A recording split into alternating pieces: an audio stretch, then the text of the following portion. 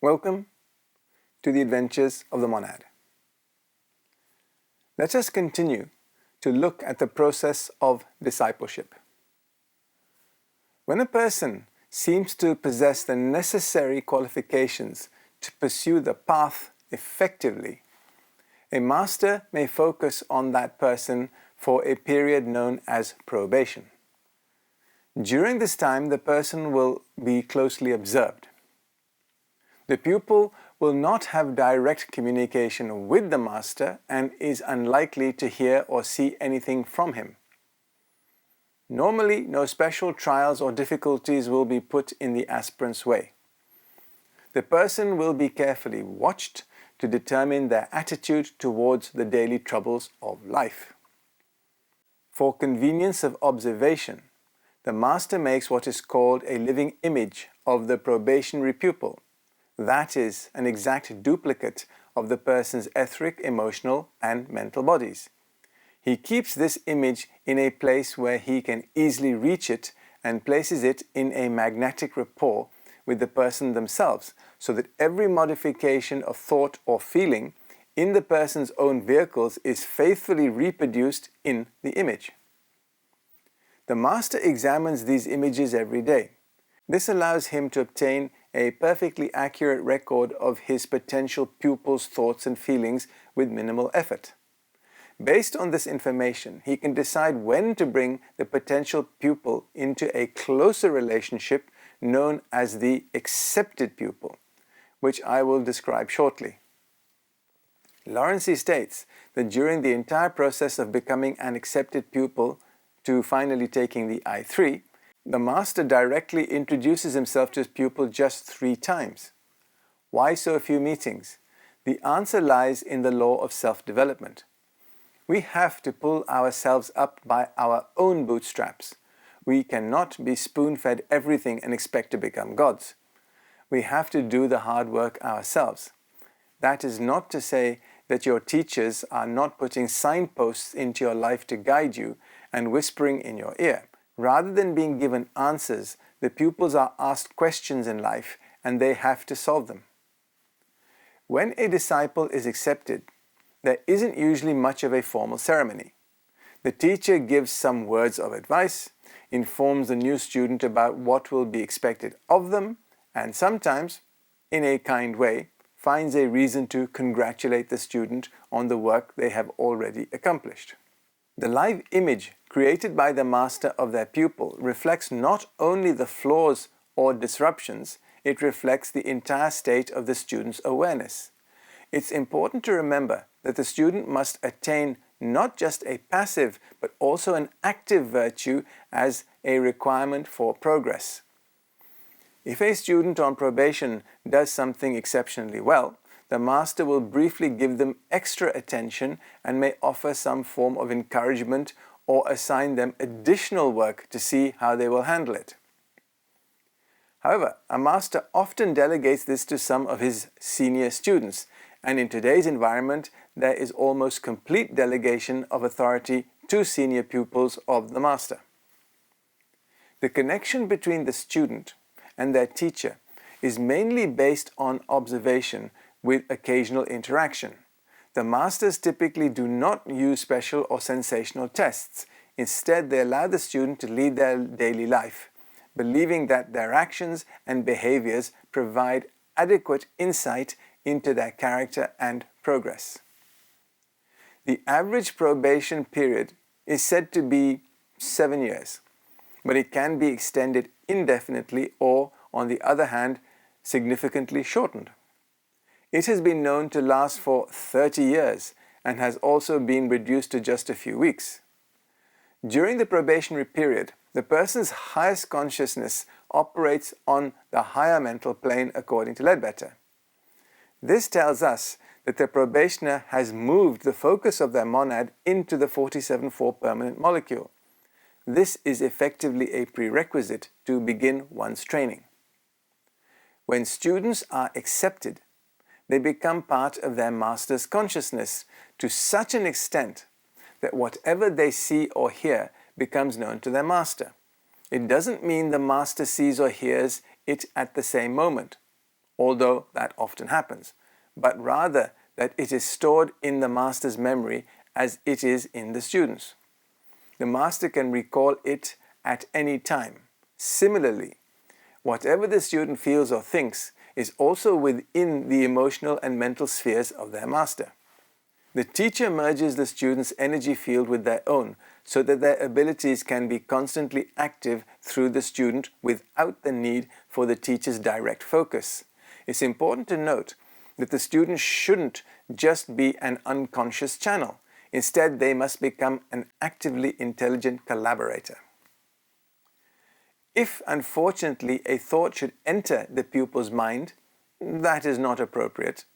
The master immediately blocks it and prevents it from affecting him. Doing this briefly redirects his focus from his other tasks and requires some energy. The bond between the student and the master, which starts with acceptance, is permanent. This means that the higher aspects of the student are always in sync with those of the master. Throughout the development process, the student becomes more and more similar to the master. The student's thoughts are frequently focused on the master and his influence. As a result, while the student is open and responsive to the master, they become less susceptible to negative influences.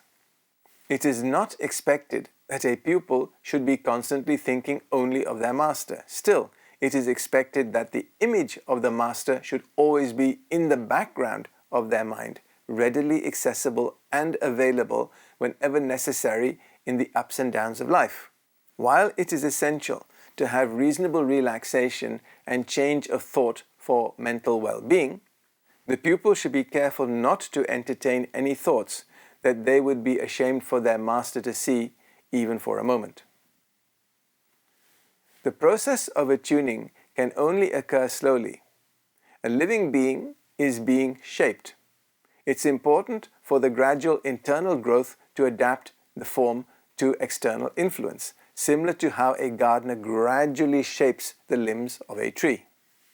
Despite the master working with thousands of people at once and also engaging in higher work, the effect is as if he is focusing solely on the pupil, providing greater attention than we are capable of when we concentrate on just one person.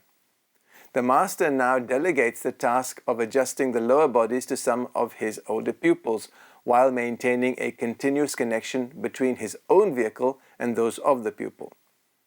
This is how he helps his pupils the most, even if they may not be aware of it. The accepted pupil becomes an extension of the master's consciousness, so that whatever is done in the pupil's presence is done in the master's presence. Although the master may be unaware of these events when they occur, as mentioned earlier, they are stored in his memory afterwards. The pupil's experiences thus exist in the master's mind as part of his own knowledge as soon as he focuses his attention on the relevant subject.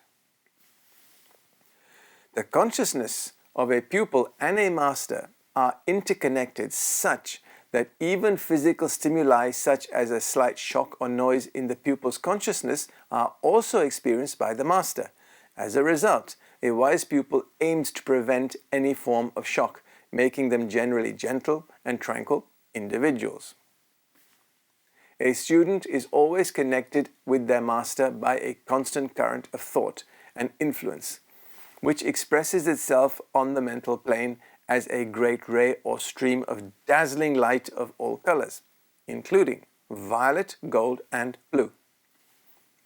When a student directs a thought of devotion to their master, the result is a sudden brightening of the colors of the light bar and a clear flow of spiritual influence from the master to the student.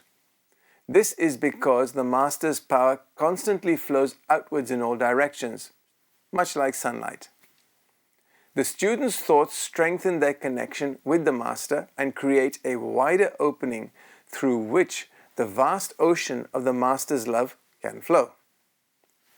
The bond between the student's consciousness and their master is so strong that, as mentioned in a previous discussion, the student can always perceive their master's thought on any given subject, which often helps them avoid making mistakes.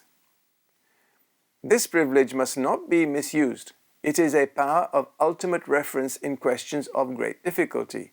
It is not intended that the pupil should save themselves the trouble of thinking or of deciding ordinary matters, which they are reasonably competent to determine for themselves. Similarly, at a higher level, the initiate can align their thoughts with those of the brotherhood and absorb as much of their profound awareness as they, at their level, are capable of comprehending. The initiate must also make sure not to introduce anything disruptive into the powerful collective consciousness, which is functioning as a unified whole. The master has the ability to send thoughts to the pupil, either as a question or a message at any time. This can happen while the pupil is writing a letter or delivering a lecture. In the beginning, the pupil may not be aware of this, but they soon learn to recognize the thoughts of the master. It is crucial for the pupil to be able to identify these thoughts, as there are also other beings on the emotional and mental planes who may also make similar suggestions. It's important for the pupil to distinguish where the thoughts are coming from. If a master has thousands of disciples and can have this degree of intimacy with them simultaneously, how is that manageable?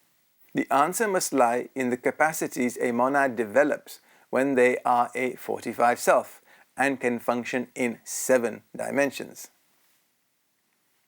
In the following presentation, we will continue our look at the interactions between the master and their pupils and just how powerful this relationship is. Thank you.